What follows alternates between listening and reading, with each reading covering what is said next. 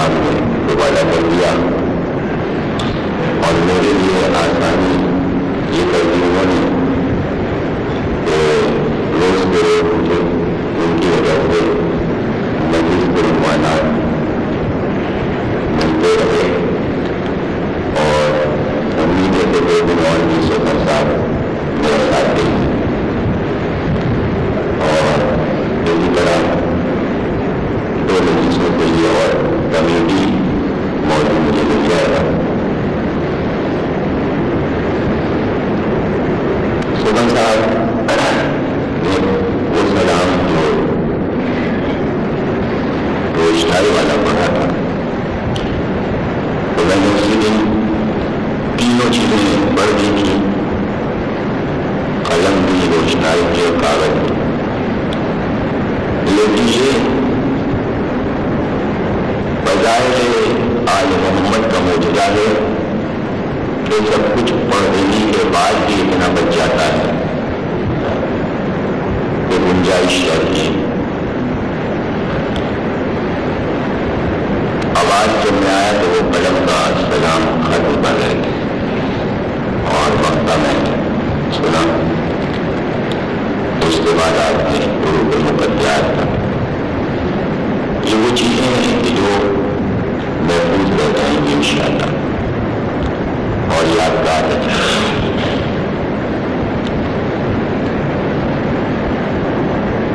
مشہور حدیث ہے اول ما خلق اللہ نور، اللہ نے سب سے پہلے میرے نور کو خلق کیا. لیکن اسی کے ساتھ یہ بھی ہے کہ مختلف محدثین نے یہ بھی لکھا ہے کہ ایک مقام پر ارشاد فرمایا اول ما خلق اللہ العقل، اور ایک جگہ ارشاد فرمایا اول ما خلق اللہ القلم، اور ایک جگہ ارشاد فرمایا اول ما خلق اللہ اللوح، سب سے پہلے لوح کو خلق کیا گیا، سب سے پہلے قلم کو خلق کیا گیا، سب سے پہلے عقل کو خلق کیا گیا. تو معصوم سے جب پوچھا گیا کہ اب بیت کا ناممکن ہے کہ سب سے پہلے کیا چیز خلق کی گئی، تو آپ نے ارشاد فرمایا عاجز ہونے کی ضرورت نہیں ہے، جو نور ہے وہی عقل، جو عقل ہے وہی لوح ہے، جو لوح ہے وہی قلم. صلوات پڑھو.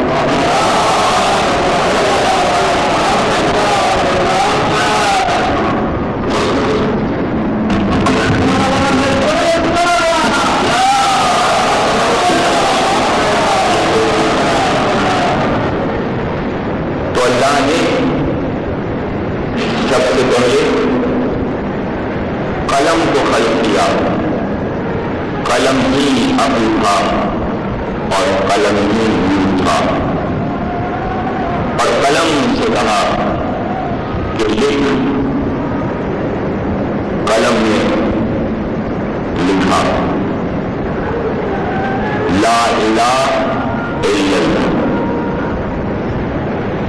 پھر ہوا لکھ. اب جو قلم چلا تو اس نے لکھا محمد رسول اللہ، اور یہ لکھتے ہی قلم سجدے میں گرے. جب سجدے سے قلم نے سر اٹھایا تو پروردگار نے کہا کہ ہم نے تجھے بزرگی اور عظمت عطا کر دی،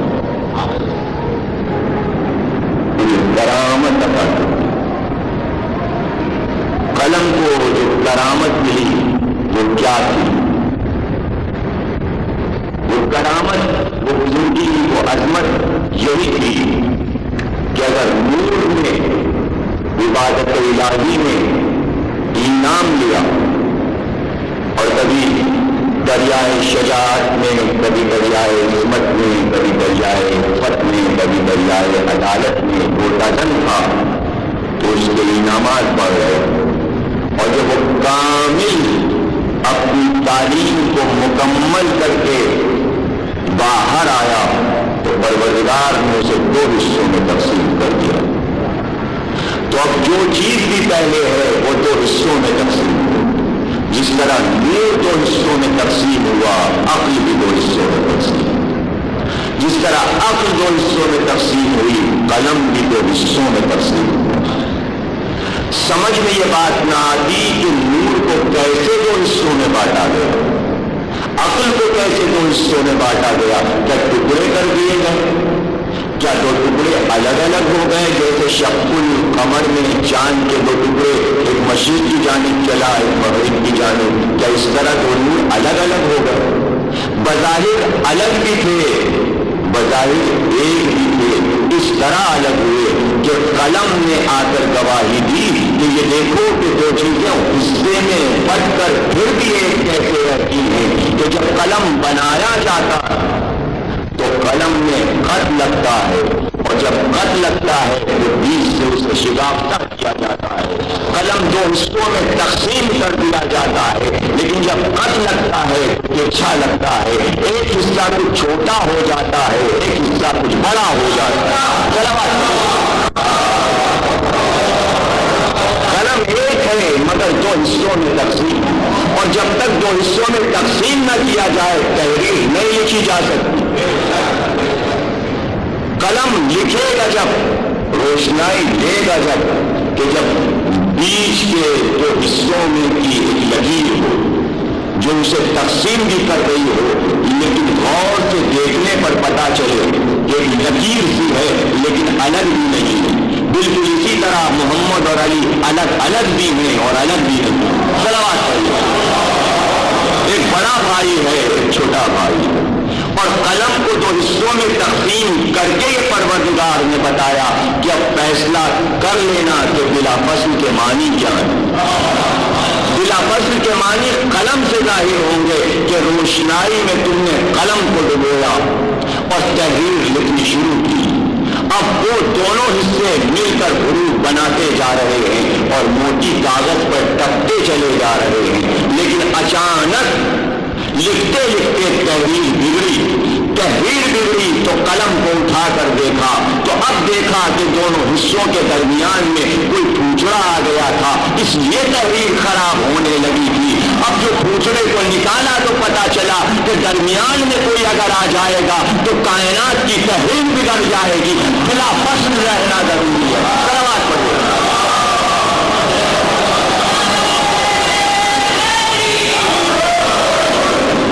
بلا فصل رہیں گے تو کاغذ پہ تحریر آئے گی، اور درمیان میں کوئی آ گیا تو کام بگڑ جائے گا۔ قلم یہ بتا رہا، تو یہ وہ قلم ہے کہ جو عظمت محمد اور عظمت علی کو ظاہر کر رہا ہے اور بتا رہا۔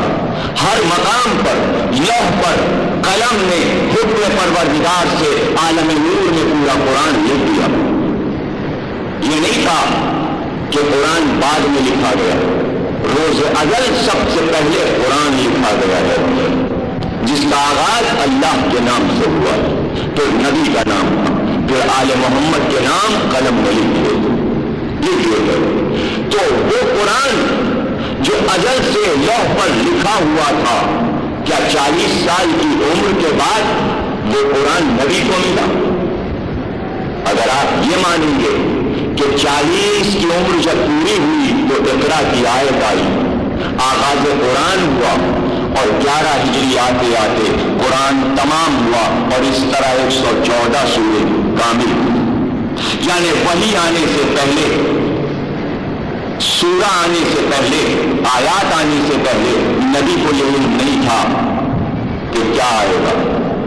اگر یہ عقیدہ ہے آپ کا تو پھر عیسیٰ افضل ہو جائیں گے کہ جو مریم کی گود میں جھولے سے ہی آواز دی کہ میں اللہ کا بندہ ہوں، اللہ کا نبی ہوں اور کتاب لے کر آیا ہوں۔ جھولے میں عیسیٰ کتاب لے کر آئے، ہمارا نبی 40 کی عمر میں کتاب پائے، افضل کون ہے؟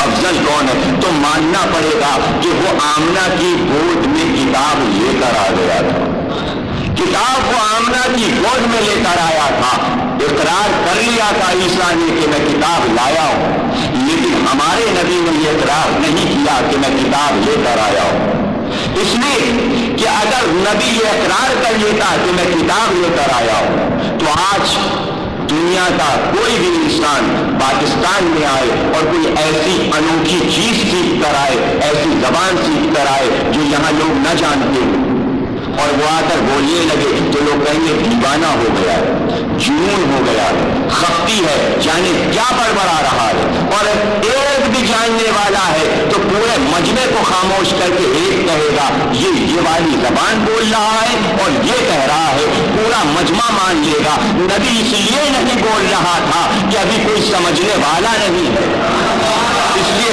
40 سال خاموش رہا، 40 سال خاموش رہا، اور جب 40 سال کی عمر ہو گئی اور خانہ کعبہ میں یہ اطلاع مل گئی کہ فاطمہ بنت اسد 3 روز سے اس گھر میں مہمان ہیں، اور 3 دن کے بعد جب گئے تو بچے نے آنکھیں نہیں کھولی تھی، فاطمہ بنت اسد نے بتایا تھا کہ بچے کی آنکھیں بند ہیں، جا کر آغوش میں لیا، اور آغوش میں لیتے ہی اب جو خوشبو پاری نبوت تھی تو آنکھیں کھول دی، ادھر آنکھیں کھولی، ادھر نبی نے کہا یا علی کچھ سناؤ، یا علی کچھ سناؤ، تو بچہ سنانے لگتا، اس یقین سے کہا تھا کہ سناؤ تو سنائے گا۔ بچے نے کہا کہاں سے سناؤں، توریت سے سناؤں، زبور سے سناؤں، انجیل سے سناؤں یا قرآن سے سناؤں؟ رسول نے کہا قرآن سے سناؤ، قرآن سے سناؤ۔ تو اب سورہ مومنون کی آیات علی نے پڑھنا شروع کی، جہاں بھی تفاسیر ہیں ان میں دیکھیے سورہ مومنون کی آغاز میں ہی تفسیر میں یہ لکھا ہوا ہے کہ یہ والی آیات خانہ کعبہ میں علی نے آغوش نبوت میں پڑھی تھی، تمام مفسرین نے پڑھنا شروع کیا۔ تو اب امام رازی نے یہ لکھا اپنی تفسیر میں کہ ناممکن ہے کہ 3 روز کا بچہ بولے، جب یہی ممکن نہیں ہے کہ بچہ بول سکے 3 دن کا، تو کیا سوال پیدا ہوتا ہے کہ قرآن آنے سے پہلے وہ قرآن پڑھ کر سنائے جو سورہ نہیں آیا، جو کتاب نہیں آئی۔ لیکن امام راضی سے غلطی یہ ہوئی کہ سمجھ یہ رہے تھے کہ علی والوں نے علی کا معجزہ بیان کیا اس لیے اس کو رد کیا، اور ہم یہی کہا کرتے ہیں کہ آل محمد کی کسی بھی عظمت و کرامت کو جب رد کیا جائے گا تو آل محمد کی توہین کبھی نہیں ہوگی۔ آل محمد کی کسی چیز کو رد کرنے کے معنی یہ ہے کہ محمد کی عظمت کو رد کیا جا رہا ہے۔ یہاں بھی راضی سے یہی غلطی ہوئی، وہ یہ سمجھے کہ یہ علی کا معجزہ ہے، اور چاہنے والے یہ چاہتے ہیں کہ علی کی کرامت دکھائیں، یہ علی کا معجزہ نہیں ہے، یہ محمد کا معجزہ تھا۔ محمد کے جس ہاتھ پر مکے کے پتھر آ کر بولا کرتے تھے، اس ہاتھ پر اگر بچہ بول رہا تھا تو اعجاز محمد کا۔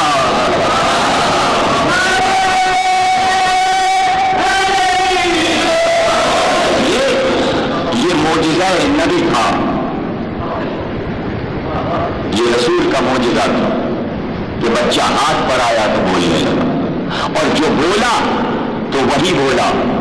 الرحمن علم القرآن خلق الانسان علمہ البیان، رحمان نے پہلے علم سکھایا، پھر انسان کو خلق کیا، پھر بیان کا علم دیا۔ خلقت انسانی سے پہلے علم ہے، علم پہلے سکھا دیا گیا تب پیدا کیا۔ تو وہ انسان کوئی ایسا انسان نہیں ہے کہ کوئی عام انسان، یعنی ساری مخلوقات کو، آدم کی ساری اولاد کو پہلے علم دیا گیا پھر پیدا کیا گیا، نہیں، وہ کوئی اور انسان ہے۔ کون انسان ہو سکتا ہے وہ؟ یاسین والقرآن الحکیم۔ کیا مطلب؟ محی الدین عربی نے کہا یا حرف ندا ہے، سین سے مراد انسان ہے، پکارا جا رہا اے انسان تیری قسم اور قرآن کی قسم، قرآن حکیم کی قسم، یاسین والقرآن حکیم انکا لمن المرسلین، تو مرسلین میں سے ہے۔ جس انسان کو پکارا جا رہا ہے وہ مرسل ہے، وہ کوئی اور انسان نہیں ہے، تو وہی مرسل انسان ہے کہ اسے پہلے علم دیا گیا، اس کے بعد پیدا کیا گیا۔ پیدا کرنے سے پہلے وہ ایک تھا، جب اس حصے کو بتایا گیا تو اس حصے کو بھی بتایا گیا۔ یہ پہلے اس لیے نہیں بولا کہ پہلے دوسرا حصہ آ جائے، گواہی دینے والا آ جائے، وہ پڑھ کر سنا دے، پھر میں بتاؤں گا کہ قرآن کیا ہے۔ صلوات پڑھیے۔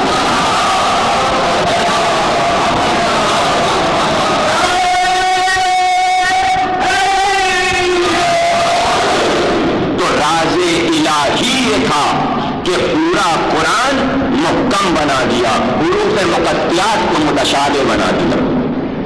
حروف مقطعات کو متشابہ اس لیے بنا دیا کہ یہ متشابہ، اس کا علم صرف وہ رکھیں گے کہ قل کفی باللہ شہیدا بینی و بینکم ومن عندہ علم الکتاب، جس کے پاس پوری کتاب کا علم ہے وہی بتائے گا حروف مقطعات کیا ہر ایک نہیں بتا سکتا۔ سر سید ابن نذیر احمد، مولانا مودودی، پرویز، امیر اصلاحی، جن نے تفسیر قرآن لکھی، یہی کہا کہ حروف مقطعات کا علم صرف پروردگار کو ہے، صرف پروردگار کو، یعنی نبی کو بھی بچا لیا انہوں، حالانکہ جس کے قلب پر اتر رہا ہے، جس کے قلب پر آ رہا ہے، اسی کو معنی نہیں معلوم۔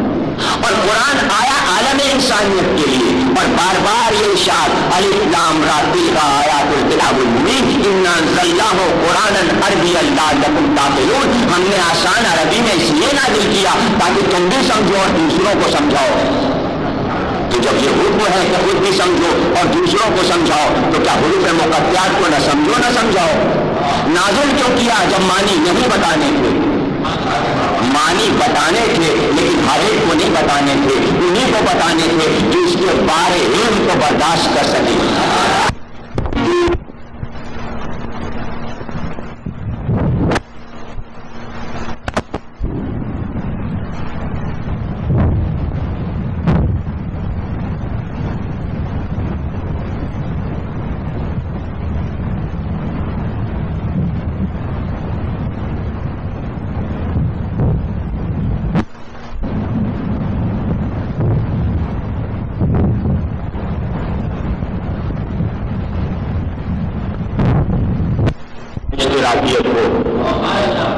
تو اب اگر آپ معنی نہیں بتائیں گے تو یہی ہوگا، لیکن معصوم نے بتایا کہ آیات کو پڑھ کر دیکھیے کہ آل محمد وہ کتاب میں جس میں شک و شبہ نہیں، اور جہاں الف لام را آ گیا یہ مکفف ہے آل رسول کا، اور اس کے بعد سارے حروف کو اب جو جمع کیا تو 14 کو نکالا، اب جو 14 کو نکالا تو 6 ارب جملے بنے۔ مولانا مقبول احمد صاحب نے مقدمہ تفسیر میں لکھا ہے 6 ارب پلٹ پلٹ کر بار بار ہر قسم سے بنایا گیا، کبھی اس کو پہلے کبھی اس کو آخر میں۔ جو صورتیں بنتی ہیں وہ کروڑوں اور اربوں میں جاتی ہیں، لیکن کوئی بھی لفظ بامانی نہ بنا، اور اگر کوئی جملہ بنا تو ان 14 حروف میں، جس میں ایک صاد ہے، ایک را ہے، ایک الف ہے، ایک تا ہے، ایک عین ہے، ایک لام ہے، ایک یا ہے، ایک ہے، ایک قاف ہے، ایک نون ہے، میم ہے، سین ہے، کاف ہے، چھوٹا ہے، یہ کل 14 حروف ہے۔ جملہ جو بنا صراط علی حق ممسکہ، علی کا راستہ سب سے سیدھا راستہ ہے جس پر ہم سب چل رہے ہیں، وہی حق ہے۔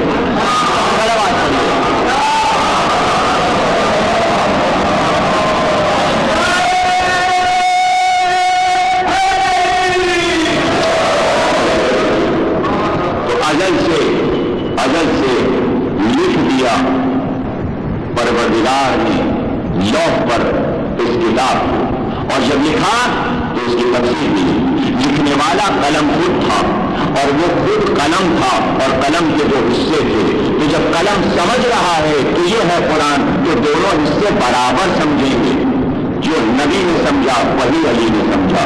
یہی بات ہے کہ علی نے کہا تھا کہ 1000 باپ تعلیم فرمائے مجھ کو اور ہر باپ سے میں نے 1000 باپ بنائے۔ یہ یہ کیا تھا؟ یہ 1000 باغ کیا بن رہے تھے؟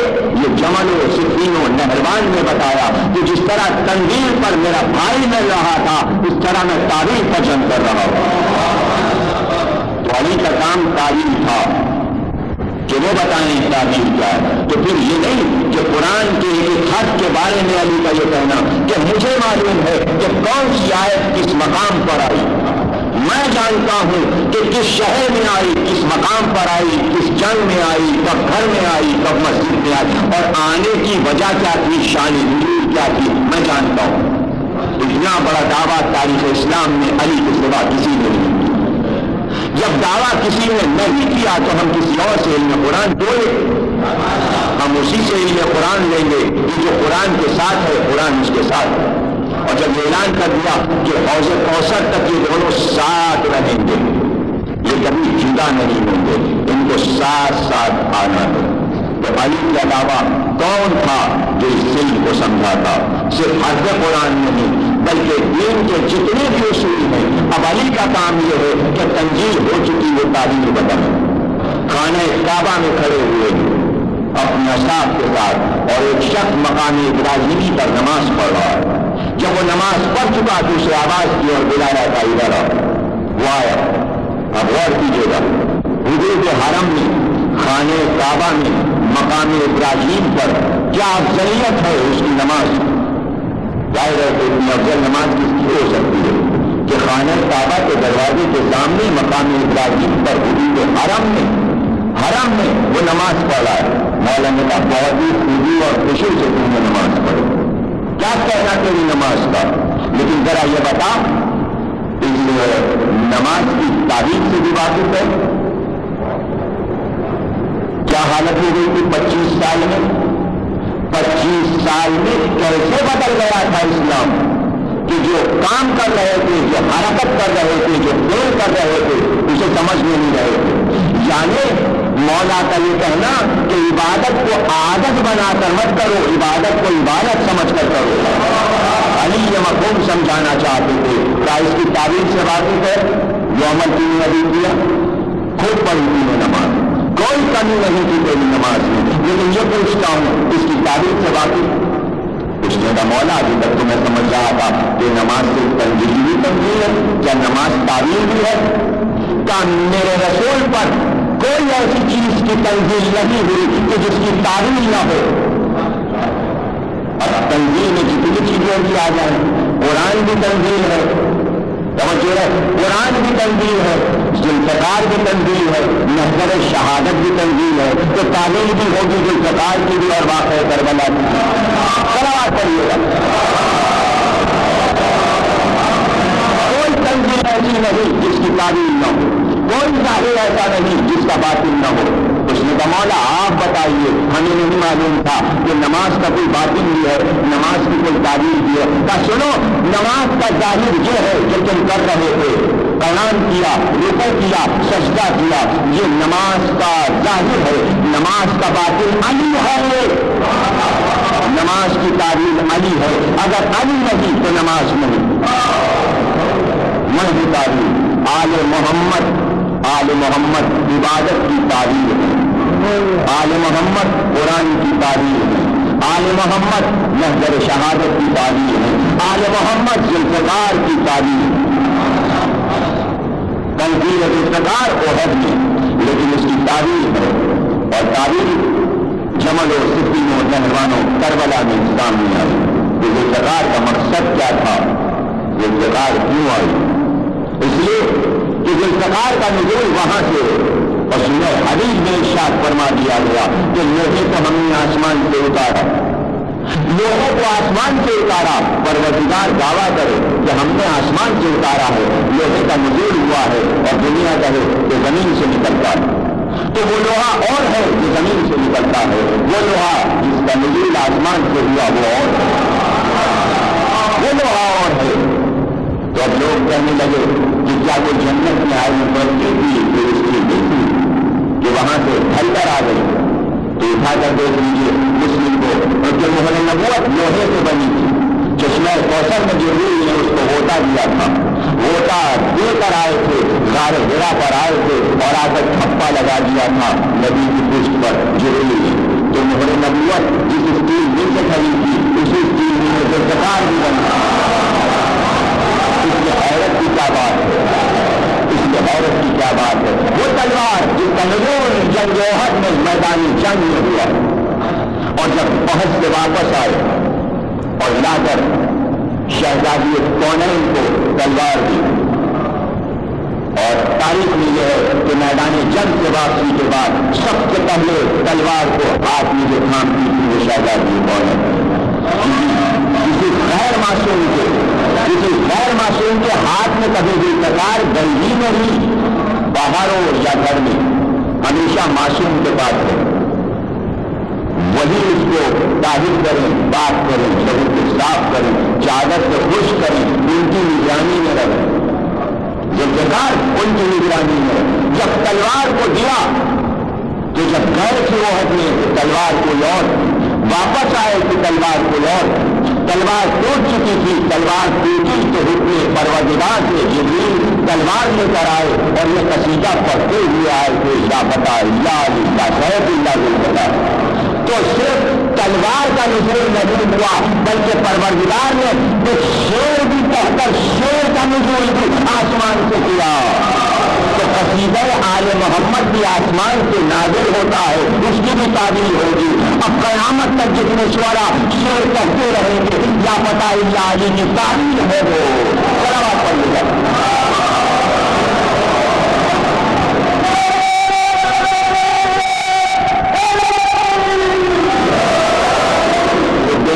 کا گہرا اس تلوار کو تو تم نہیں پہچانتی ہوگی، تو مسکرا کر کہا یا علی، جب میں آپ سے مانوس نہیں تھی اس سے پہلے سے میں اس سے مانوس ہوں۔ علی خاموش ہو گئے، سیدھے رسول کی خدمت میں گئے، اے رسول اللہ عجیب بات کہی ہے، ذوالفقار کو دیکھ کر زہرا ہے کہ چلو ہم بھی چلتے ہیں، اور اب زہرا سے پورا بیان دونوں سنتے ہیں چل کر۔ کیا اشتیاق تھا بیٹی کی زبان سے فضائل ذوالفقار سننے کا نبی علیہ، اور جب خدمت میں آئے کیونکہ کارنامہ کر کے آئی ہے اور پہلا کارنامہ کیا ہے، جب انعام دربار عصمت سے ملنا چاہیے، سند دربار عصمت سے ذوالفقار سے ملنی چاہیے۔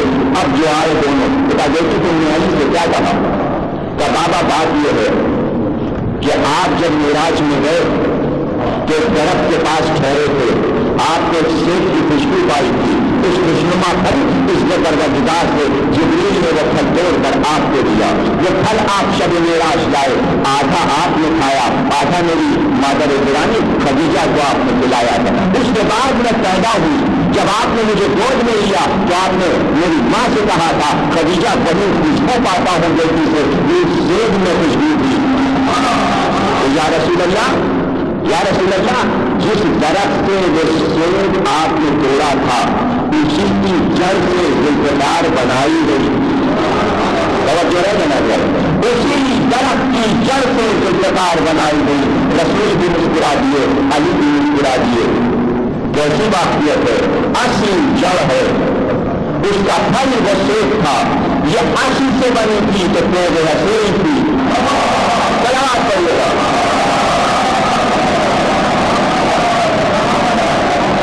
اور یہ کہنا کہ جبریل یہ پھل تو آپ کے لیے پھل ہوا ہے، آپ کھائیے، وہ اگر اور یہ ہمارے نبی کا ہے، بتا دیا پروردگار نے کہ آدم تمہیں منع کیا تھا درخت کے پاس نہ جانا، تم چلے گئے، تم نے جلدی کی، تم سے نہیں کہا گیا تھا، منع کیا گیا تھا، کھا لیا، یہاں وہاں کھانے پر نکال دیا گیا، یہاں کھانے کے لیے بلایا گیا۔ یہ فرق اس لیے تھا کہ پروردگار نے بتایا کہ اولین و آخرین میں کسی نبی کو زہرا جیسی بیٹی نہیں تھی، اگر آدم وہ بغیر کہے پھل نہ کھا لیتے تو اول جو زہرا جیسی بیٹی نبوت کو مل جاتی۔ اس لیے آخر میں جو اسے انتظار تھا کہ وہ اس سے مانگے اور پھل سے عطا کیا جائے، اور وہی خوشبو میں پاتا ہوں۔ آپ مجھے یہ بتائیے کہ یہ روایت تاریخ میں ڈھونڈیں گے تب آپ پائیں گے کہ سیب کا جنت کا پھول کا درخت اور اس کی جڑ سے جو پکار بنے تو جو خوشبو پھل میں ہے وہی گہرا میں ہے، وہی خوشبو دیکھ کے پھل میں بھی ہوگی۔ اس پر الہام ہوتا ہے، جب دربار آل محمد کے شاعر پر الہام ہو سکتا ہے تو آپ معشور کے لیے کیا بحث کرتے ہیں کہ ان میں غیر تھا یا نہیں تھا؟ یہاں یہی معجزہ دیکھیے کہ اردو زبان کا شاعر اعظم یہ کہتے کہ زیبا قدم جنگ پریوش سے کہنا، تلوار چل رہی ہے کے بعد پھول میں نہائی، زیبا قدم جنگ پریوش سے کہنا، معشور بنی سرخ لباس اس میں جو پہنا، معشوق بنی سرخ لباس اس میں جو پہنا، جوہر تھے کہ پہلے بھی انہیں پھولوں کا گہنا، اور اس اوج میں وہ سر کو جھکائے ہوئے رہنا، سیبے چمنوں خلد کی دیوار کی پھل میں۔ یہ تو کتنی حقیقے کو ایک جگہ کر دیا میرے اس نے۔ اب چھٹا نکلا دیکھیے گا کمال کہ دلہن بنایا ذوالفقار کو، جب تک دولہا نہ ہو دلہن کیسی، اور بتا دیا سیبے چمن خلد کی دیباس تھی پھل میں اور رہتی تھی وہ شبیر سے دولہا بغل میں۔ کریے گا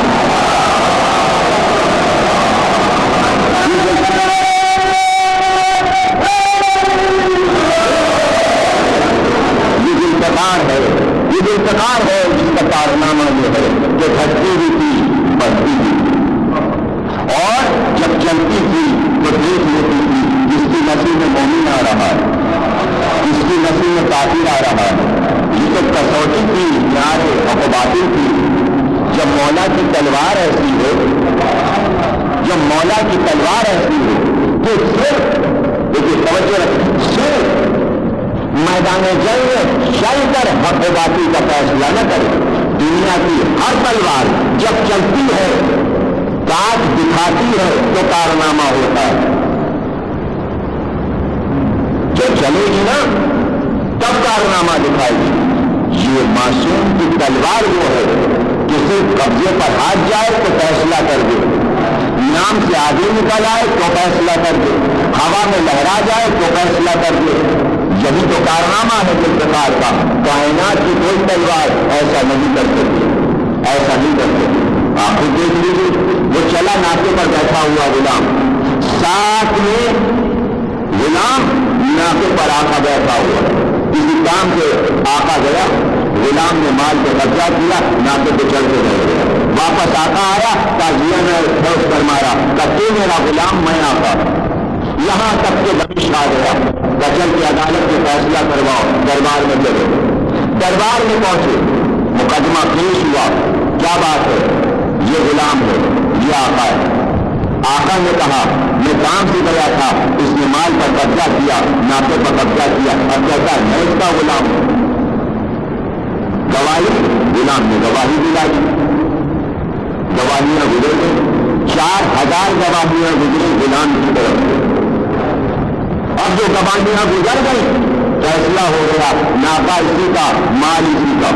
جب فیصلہ ہو گیا تو وہ بیچارہ آقا جو غلام بنا کھڑا تھا، اس نے کہا قبلہ آپ نے فیصلہ جو کیا ہے اونٹ پر کیا ہے، تو یہ اونٹ اس کا ہے، یہ اونٹ نہیں ہے، یہ نہیں اونٹنی ہے۔ 4000 آدمی جو اونٹ اور اونٹنی کا فرق نہ کر سکے وہ تھے گواہ۔ تو جواب کیا تھا؟ جواب میں یہ کہا تو جا رہا ہے، علی سے جا کر کہہ دینا صفین میں ان لوگوں کو لا رہا ہوں جو اونٹ اور اونٹنی میں تمیز نہیں رکھتے، تو تم کیا مقابلہ کرو گے؟ ایسا جاہل رکھا تھا امت کو۔ اور علی معیار علم بڑھانا چاہتے تھے، اس لیے بار بار کہتے تھے سلیم نہیں بڑھے، جاہل نہیں رکھنا چاہتے تھے امت۔ اب جب وہ علی کے دربار میں آیا، کمبر یہ دیوار بنا دے، کچی دیوار بنا دی گئی، اس میں جو سوراخ کر دے جس میں سر جا سکے وہ سوراخ کر دے، جاؤ دونوں دیوار کے پیچھے کھڑے ہو جاؤ، جاؤ کھڑے ہو جاؤ۔ دونوں نے اپنے اپنے سر نکالیے، سر نکالیے۔ صرف کمبر سے کہا تھا تم قریب چلے جاؤ، قریب چلے گئے۔ کمبر جب میں کہوں تو اس میں جو غلام ہے اس کا سر اڑا دے گا، تلوار نکلی ہو میرے بھائی۔ صرف علی نے کہا تھا سر لا دو، قبضے پر صرف ہاتھ تھا کمبر کا، سر لا دو۔ جیسے ہی علی نے کہا غلام کا سر لا دو، غلام نے گھبرا کر سر اندر کر دیا، آقا کا سر رکھا رہا، غلام کا سر فرار ہو گیا، وہ سر غائب ہو گیا غلام سے۔ علی نے کہا پکڑ لو اس کو، یہ ہے غلام، پکڑ لو یہ ہے غلام، وہ ہے آقا۔ فیصلہ کر دیا علی۔ کیا فیصلہ کیا؟ اس عہد میں ایک آدمی کا مال ملا دیا۔ کیا یہ فیصلہ کر دیا کہ غلام کون ہے اور آقا کون ہے؟ ایک فیصلے نے قیامت تک کا فیصلہ کیا۔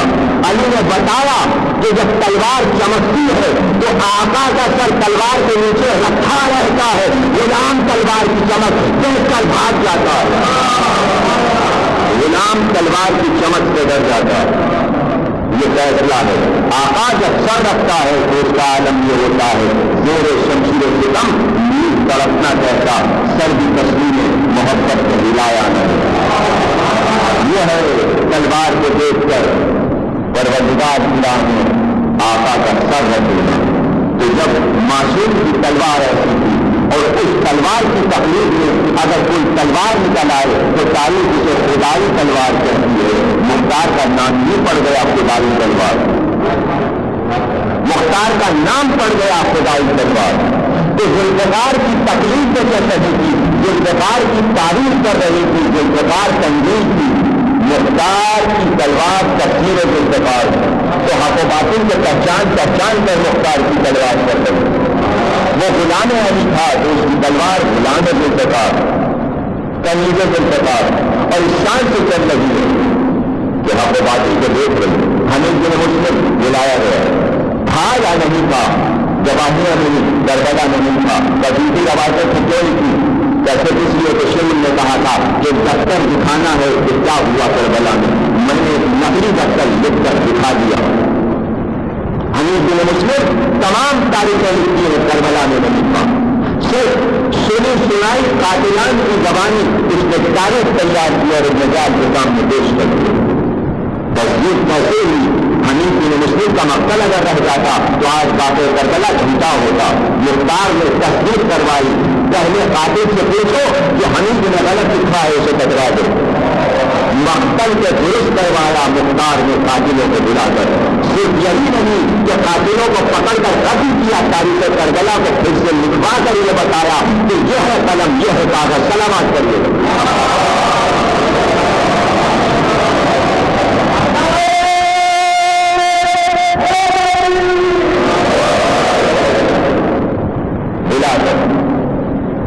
بنوا کر جاسوسوں کو چھوڑ کر عبداللہ بن عامر تم جاؤ اور تلاش کرو، ٹرین کر جاؤ، اطلاع ملی تو نظام بچے سے چل چکا۔ ابراہیم بن مالک لشکر کو 3000 کا لشکر دیا اور رتھوں بسرے کی طرف جاؤ۔ ابراہیم چلے، تقریب تک پہنچے تھے کہ ٹوٹے میں بغاوت ہوئی، دارالامارہ کے باغیوں نے کھول لیا۔ مختار نے پھر خط لکھا کہ ابراہیم تم واپس آ جاؤ، یہاں بغاوت ہو گئی۔ ابھی تقریب سے چل کر دارالعالیٰ تک پہنچے تھے ابراہیم بن مالک لشکر اور سرمجن تھے کہ دربان نے آ کر کہا کہ بیوی عورت دروازے پر کھڑی ہے، تو کہا کہ وہ 1000 درہم جو تمہیں دیے تھے اس میں سے 500 درہم دے دو، ضرورت مند مالک ہے۔ دربان گیا، اس نے کہا 500 درہم مالک نے دیے، امیر نے دیے۔ اس نے کہا مجھے پیسہ نہیں چاہیے، میں محب عالم محمد، میں تیرے امیر سے ملنا چاہتا ہوں۔ اس کے بعد اس نے انکار کر دیا ہے امیر، اور وہ آپ سے ملنا کا شاید وہ زیادہ مانگتی ہے، پورے 1000 درہم دے دو۔ دربان گیا، اس نے کہا یہ 1000 درہم دیے ہیں، تو مجھے پیسہ نہیں چاہیے، میں تنہائی میں کچھ بات کرنا چاہتی ہوں۔ یہ تو مہربانی عالم محمد کہ مختار میں ایسے ہی کامیابی نہیں حاصل کی۔ کتنی دور ہے وہ گاؤں دارالعالیٰ کوفے سے، اور وہاں کی پوری عورت ابراہیم نے کہا اچھا بلا لے، کہنے میں پوری عورت آئی اور کیا بات ہے کا نتیجے دینے کے آگے، اس لیے کہ مجھے یہ اطلاع ہے کہ ادھر سے مالک اشتر کا بیٹا گزرنے والا ہے اور مجھے دل تھا اس لیے مل گئے، لیکن یہ کہتے ہیں کہ مجھے آپ نے بشارت دی گئی کہ ادھر سے وہ آ رہا ہے، اس لیے میں آئی اور میری داستان مختصر سے سن رہی ہوں۔ کیا بات ہے کہ میرا شوہر لکڑہارا تھا، لکڑی کاٹ کر گزارا کرتا ہے، ہم لوگ بہت غریب ہیں۔ ایک دن اپنے مکان میں بیٹھے ہوئے تھے کہ بارش کے تیز ہونے لگی، بارش ہوئی تو ہم پریشان تھے کہ ہم کیسے آج اپنے گزارے کے لیے کھانے کے لیے انتظام کریں گے کہ اچانک بارش جو تیز ہوئی تو شہر کی مٹی جو تھی وہ ہٹنے لگی اور پتھر نمایاں ہوئے۔ تو میں نے کہا کہ یہ پتھر ہی لے جا کر اگر دیکھ دیں گے بارش کے بعد تو شاید آج گزارا ہو جائے۔ بارش تھمی تو اس پتھر کے پاس میرا شوہر پہنچا، اس پتھر کو ہلایا، جگہ سے ہٹایا تو دروازہ نمودار ہوا، دروازہ نمودار ہوا، 35 سیڑھیاں نظر آئیں، ان سیڑھیوں کو گنتے ہوئے ہم اندر اٹھے تو وہاں ایک تہخانہ تھا، اندھیرا بہت تھا، ہم نے شمع روشن کی، دیکھا تو بڑے بڑے سنگیت بھرے ہوئے تھے، ان سنگیتوں کو ہم نے کھولا تو دیناروں سے سونے کے دیناروں سے وہ سنگیت بھرے ہوئے تھے، ہم نے کچھ اشدیاں کچھ دینار سونے کے اس میں سے نکال لیے۔ میرا شوہر بازار گیا، اس سے کچھ چیزیں لایا، میں نے کھانا پکایا، کھانے کے لیے میرا شوہر بیٹھا تھا کہ اس نے پہلا نوالا کھایا تھا کہ تڑپا اور مر گیا۔ جیسے ہی میرا شوہر تڑپا اور مر گیا تو میں رونے لگی، جیسے ہی میں چوٹ کر روئی تو میرے کانوں میں ایک آواز آئی کہ یہ رقم جو چھپی ہوئی تھی اس لیے نہیں ہے اسے دل استعمال کرے، یہ اس کے لیے رقم پروردگار نے زمین میں چھپائی تھی جناب خضر کے دور میں کہ جو پورے حسین کا انتقام ہوگا اس تک پہنچانے ہے۔ میں نے جیسے ہی سنا تو میں پریشان ہو گئی، میں نے پروردگار سے دعا کی کہ پروردگار جو کون ہے جو پورے حسین کا انتقام دے گا۔ میں سو گئی، میں نے خواب میں بزرگ کو دیکھا کہ وہ یہ کہہ رہے ہیں کہ پوری گاؤں کی طرف سے ابراہیم بن مالک اشتر گزرنے والا ہے، اس کو جا کر اطلاع کر دے اور ممتاز تک اس دولت کو جانا۔ جیسے ہی ابراہیم نے سنا ایک بار اس ضعیفہ کے ساتھ اٹھے، لشکر کو لے کر اس مقام پر آئے اور اینٹوں پر وہ دولت بار کروائی، وہ دولت بار کروا کر واپس اٹھتے آئے، ادھر باغیوں کو بھگا کر مختار کو دار الامارہ سے نکالا اور خوشخبری میں سنائی کہ یہ خزانہ آپ کے لیے پروردگار کی طرف سے عطیہ ہے۔ اب جو مختار نے اس دولت کو دیکھا تو سب سے پہلے 30,000 درہم خالص کیے اور 30,000 دوسری طرف رکھے اور کہا یہ 30,000 میرے امام العابدین کو پہنچاؤ اور یہ 30,000 محمد حنفیہ کے لیے پہنچاؤ۔ اسی لیے زید شہید نے کہا کہ جب مختار کی یہ رقم میرے بابا کے پاس آئی تو اس کے ساتھ ایک کنیز سندھ کی آئی تھی جس کا نام اورا تھا، وہ میری والدہ ایرانی تھی اور ان کے مہر کی رقم بھی مختار نے دلوائی تھی۔ مختار نے میرے ماں کی مہر کی رقم ادا کی ہے اور مختار وہ ہے جس نے ہمارے ٹوٹے ہوئے مکانات کو بنوایا۔ مختار کو کبھی برا نہ کہنا، تاریخ یہ ہے مختار۔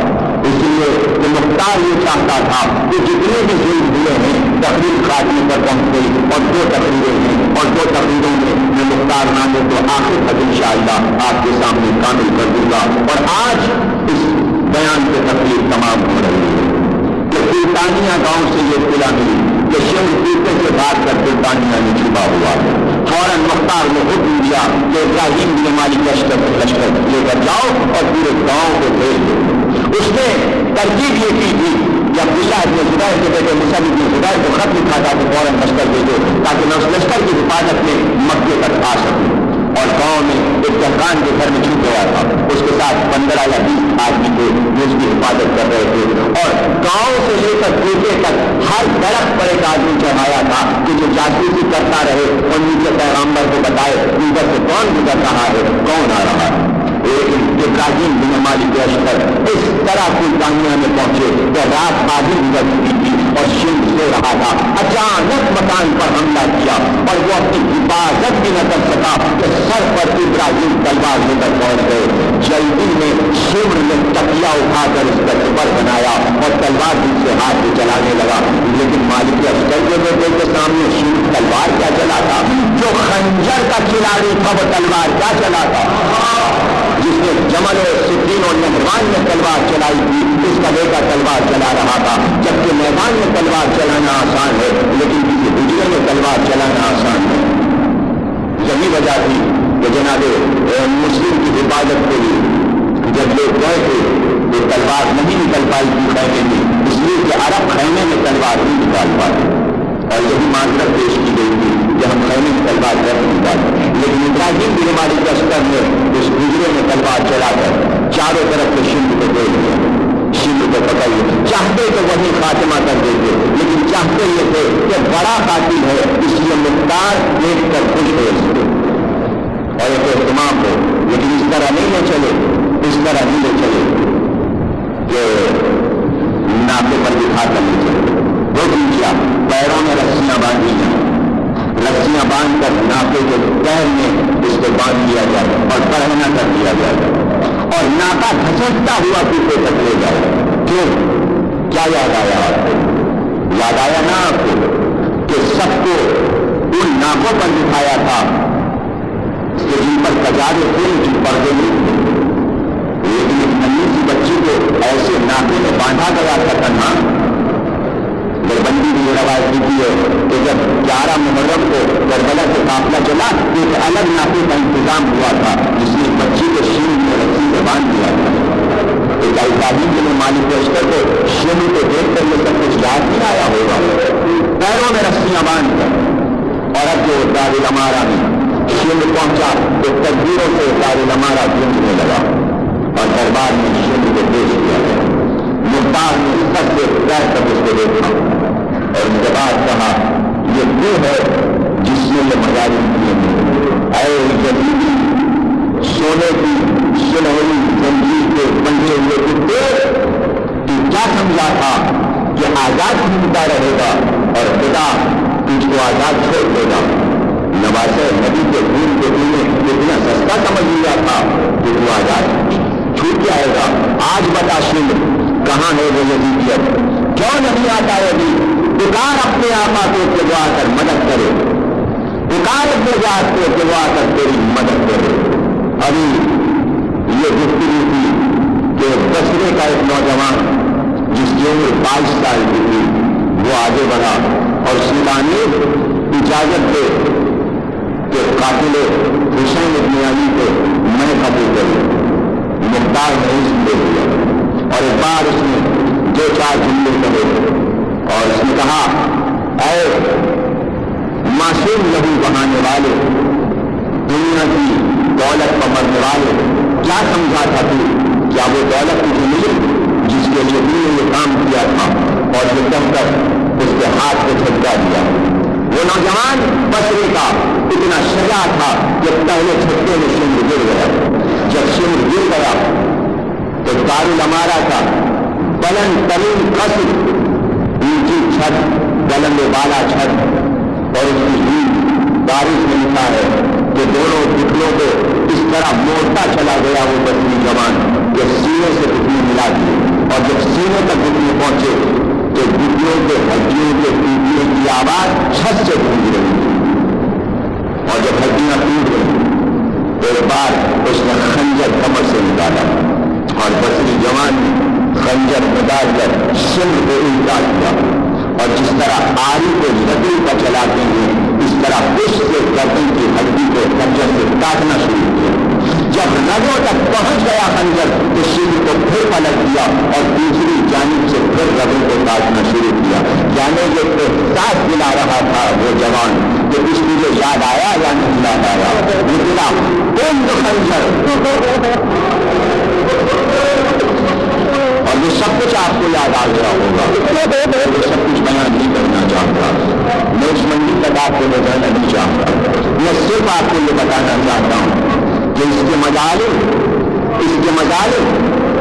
یعنی تاریخ میں ایک پورا دفتر شہر میں جو مظالم دیے ہیں وہ ایک طرف مختار دیکھ رہے تھے، آنکھ سے آنسو بہتے جا رہے تھے.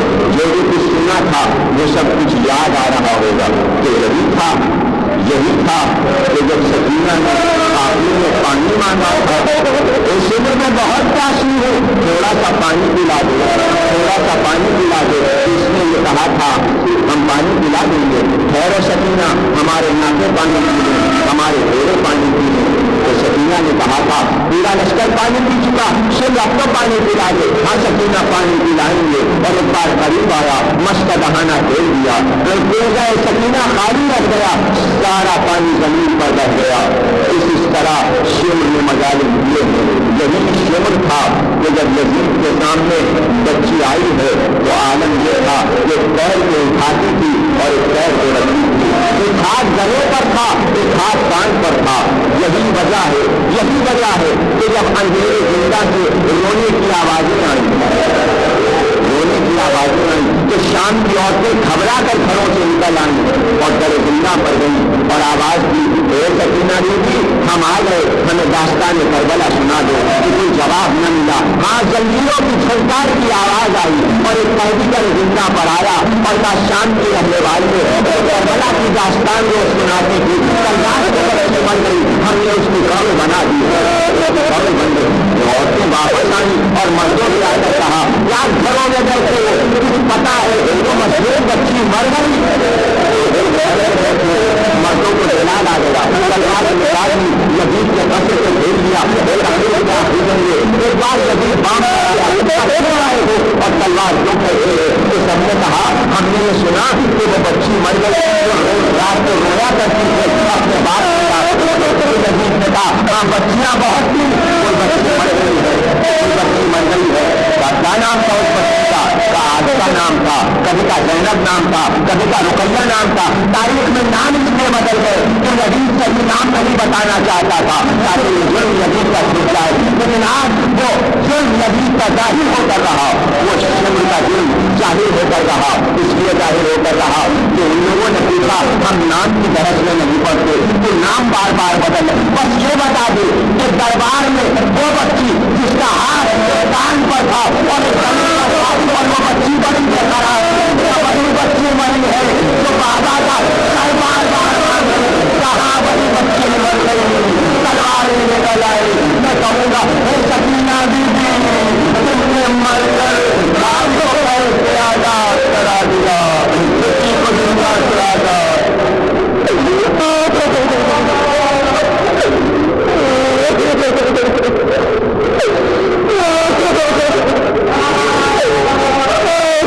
بڑا